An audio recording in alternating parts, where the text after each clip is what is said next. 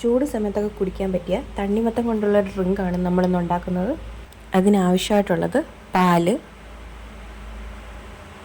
അരിഞ്ഞു വെച്ചിരിക്കുന്ന തണ്ണിമത്തൻ, അതുപോലെ തന്നെ മിൽക്ക് മെയ്ഡ്,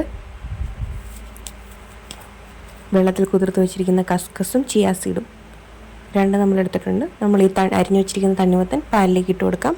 പാലെടുത്ത് വെച്ചിരിക്കുന്നത് പഞ്ചസാരയിട്ട് തിളപ്പിച്ച് കുറുക്കിയെടുത്ത പാലാണ്.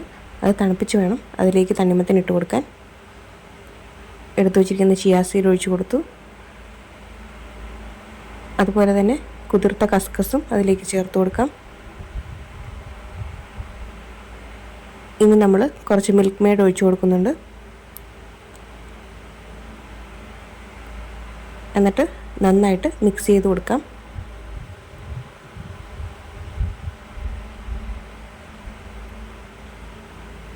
ഇനി നമ്മൾ ചേർക്കുന്നത് ഐസ് ക്യൂബ്സ് ആണ്.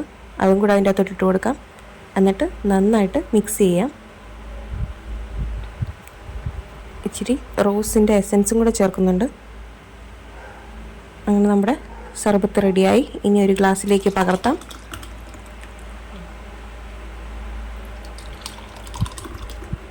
ഇതെല്ലാവരും വീട്ടിൽ ട്രൈ ചെയ്ത് നോക്കണം. ഇഷ്ടമായിട്ടുണ്ടെങ്കിൽ വീഡിയോ ലൈക്ക് ചെയ്യുക, ഷെയർ ചെയ്യുക, നമ്മുടെ ചാനൽ സബ്സ്ക്രൈബ് ചെയ്യുക. അടുത്തൊരു വീഡിയോ ആയിട്ട് കാണുന്നവരെ ബൈ.